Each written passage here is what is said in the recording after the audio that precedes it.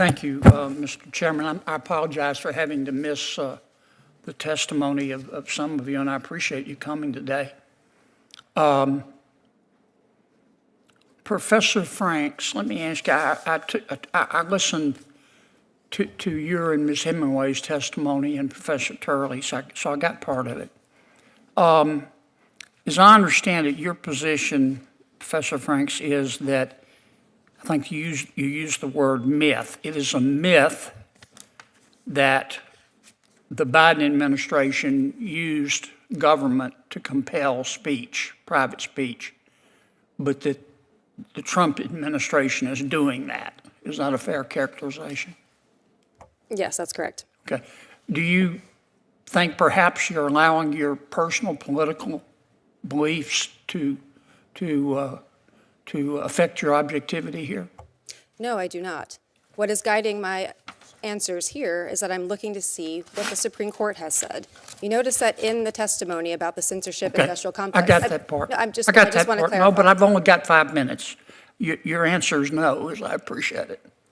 Let me ask you a couple questions. You wrote a law review article in December of 2023 for the New York University Law Review, and it was about the two cases, Bruin, Supreme Court case, and Dobbs. Remember that article? Yes, I do. Okay. In this article, you said, I'm going to quote your words, "Taken together, these two cases demonstrate that the Supreme Court has embraced the use of the Constitution as a tool of racial patriarchy," end quote. Did you say that? Yes. Welcome back to the channel, everyone. Today we're diving into one of the most intense Senate Judiciary Committee moments in recent months, an exchange between Senator John Kennedy and Professor Mary Ann Franks. During a hearing focused on free speech, censorship, and constitutional interpretation, Senator Kennedy confronted Professor Franks about her published academic work and social media posts, leading to a fiery back and forth that had the entire room on edge. In this video, we'll break down what happened, why it matters, and what it reveals about the political and cultural battles over the First and Second Amendments. Let's get into it. The exchange took place during a Senate Judiciary Committee session, examining whether the government, under various administrations, pressures tech companies to suppress or amplify certain kinds of speech. Professor Franks, a constitutional scholar known for her writings on civil rights, online harms, and gender issues, was testifying alongside other legal experts. Senator Kennedy begins by clarifying her position. She argues that concerns about the Biden administration compelling private speech are a myth, while asserting that the Trump administration did engage in such actions. As soon as that point is made, Kennedy pivots sharply. He begins asking whether her political beliefs influence her testimony. Franks replies, "No, I do not." That's when things escalate. Senator Kennedy then confronts Professor Franks with statements she wrote in a December 2023 NYU Law Review article. He reads aloud her description of the Constitution being used as a tool of racial patriarchy. The court, promoting a culture that enables white men's ability to terrorize the Supreme Court, turning the Constitution into a homicide pact. Franks confirms the quotes, saying, "Yes, that sounds like me." And then you went on to say, quote, "When the Supreme Court declares that there is a constitutional right to armed self-defense in public, it openly embraces and promotes a culture that privileges white men's ability to terrorize and kill those that they perceive as threats," close quote. Did I read that correctly? I believe so. Thank you for reading. Okay. And did you also say in that article, I'm going to quote again,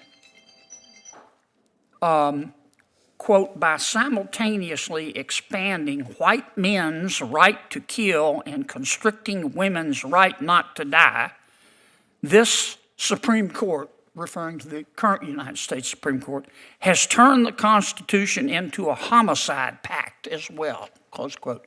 Did you write that? That sounds like me. Okay.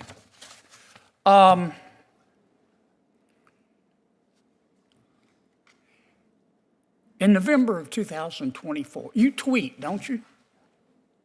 I'm not sure what the current terminology is for it, but yes, I am sometimes on the social platform that was formerly known as Twitter. Yeah, you're on a lot, aren't you? I'm not sure what the relevance of that is. You're trying to be provocative on there, don't you?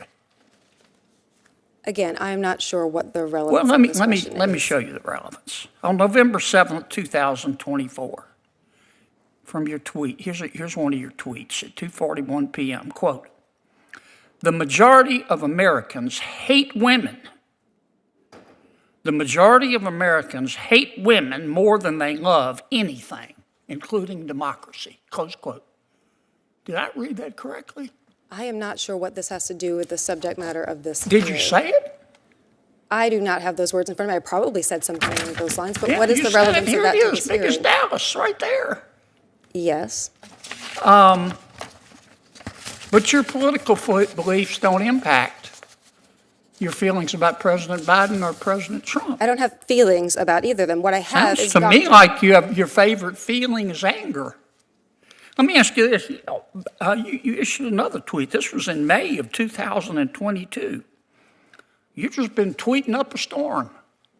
You said, quote, "There's a reason why the conservative-dominated Supreme Court thinks the Constitution does not contain a right to an abortion, but is convinced that it contains an individual right to possess firearms.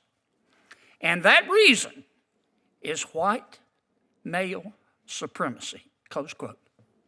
Did I read that correctly? Is there a question in this? Did I read that correctly? That's Is there my a question that is relevant to this hearing? Did I read that correctly? Do you really think that the United States Supreme Court, you're an officer of the court, is guided by white male supremacy? I believe.